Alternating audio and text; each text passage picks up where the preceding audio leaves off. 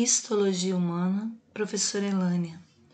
Logia, estudo. Histo, tecido. Estudo dos tecidos. Tecido conjuntivo.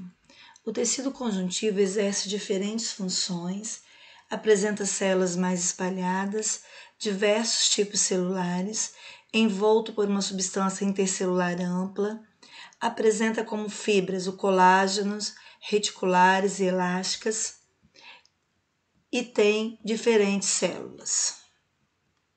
O tecido conjuntivo é encontrado em maior quantidade no nosso corpo, ele conecta os demais tecidos, estabelece ligação, forma por células bem espaçadas, preenche espaço, ajuda na sustentação da pele e constitui os tendões.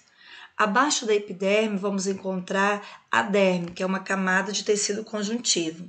A derme é formada por dois tipos de proteína, o colágeno, que sustenta, e elastina, que confere elasticidade ao tecido.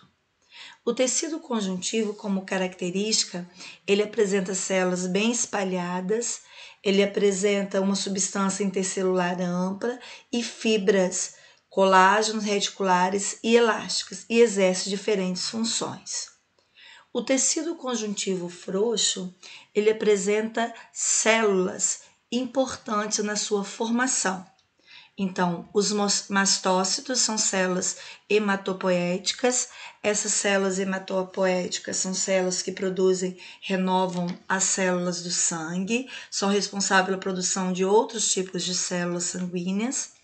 Os fibroblastos são substâncias amorfas que formam uma substância que caracteriza por preencher espaço entre as células e as fibras do tecido conjuntivo. As fibras elásticas é formada pela proteína elastina, que dá elasticidade ao tecido, e a fibra colágeno é formada pela proteína colágeno e confere força e resistência ao tecido. O tecido tendinoso ou tecido denso é a parte do tecido conjuntivo.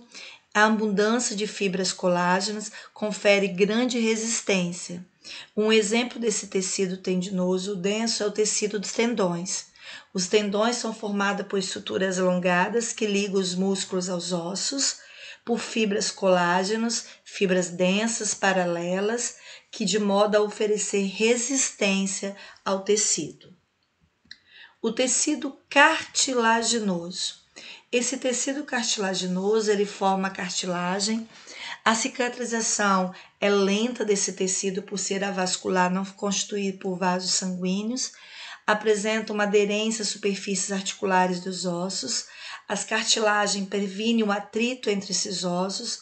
Também constitui de células condrócitos, que são células mais velhas, e condroblastos, que são células mais jovens. Essa estrutura de cartilagem apresenta a cartilagem entre os ossos, o fêmur e a fíbula. Então, nesse caso, essa cartilagem ela serve de proteção, ela diminui o atrito dos ossos. Também a cartilagem ou tecido cartilaginoso é um tecido que ao longo do crescimento vai substituindo os ossos pelo tecido, as cartilagens por um tecido ósseo.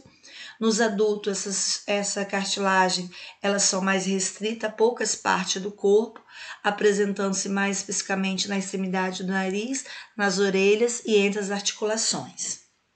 O tecido conjuntivo cartilaginoso, ele é composto por células, fibras proteicas, substância intercelular e condrina. Condrina é uma substância que dá consistência de borracha, ou seja, o tecido cartilaginoso, a cartilagem, ela é constituída também pelo tecido conjuntivo. E a cartilagem não possui vasos sanguíneos ou nervos. Temos 3 tipos de cartilagem específica: a cartilagem hialina, fibrosa e a cartilagem elástica. A cartilagem hialina é a cartilagem encontrada com mais variedade no corpo humano. Ela é encontrada no disco epifisário, permitindo o crescimento longitudinal dos ossos.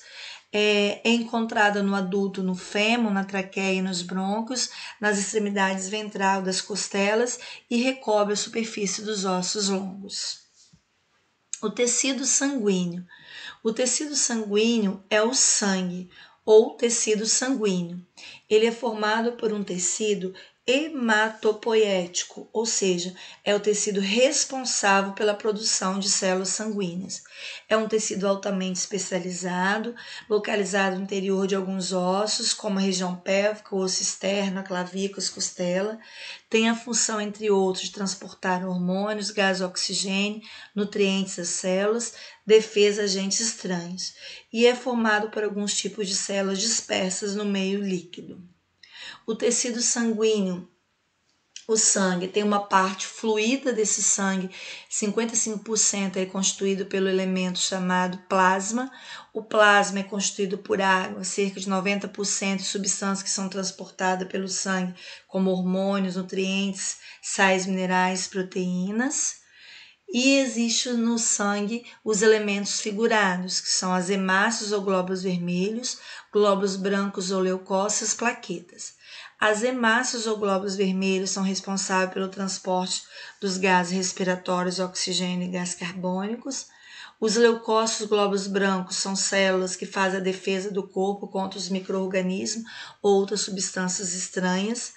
As plaquetas são fragmentos de células que têm uma enzima, a tromboplastina, fundamental para o processo de coagulação sanguínea.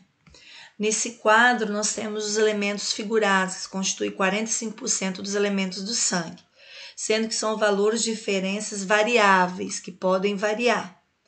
Em média, nós encontramos de hemácia por milímetros cúbicos de 4,5 milhões a 5,5 milhões. As hemácias têm a função de transporte de oxigênio e auxílio de transporte de gás carbônico. Em média, de plaquetas encontramos por milímetros cúbicos de 200 mil a 400 mil, tendo como função a coagulação do sangue, e os leucócitos de 5 mil a 10 mil, tendo como função a defesa contra infecções. O tecido sanguíneo, ele é um tecido hematopoésio, ou seja, é um tecido que contém sempre um processo de renovação celular no sangue, por meio de processos mitóticos. Então, ele está sempre se renovando. E esse tecido está se constituindo a medula óssea do sangue. O tecido sanguíneo, os glóbulos brancos. Existem 3 tipos de leucócitos: os granulosos, que são constituídos pelos neutrófilos, eosinófilos e basinófilos, e os leucócitos agranulosos.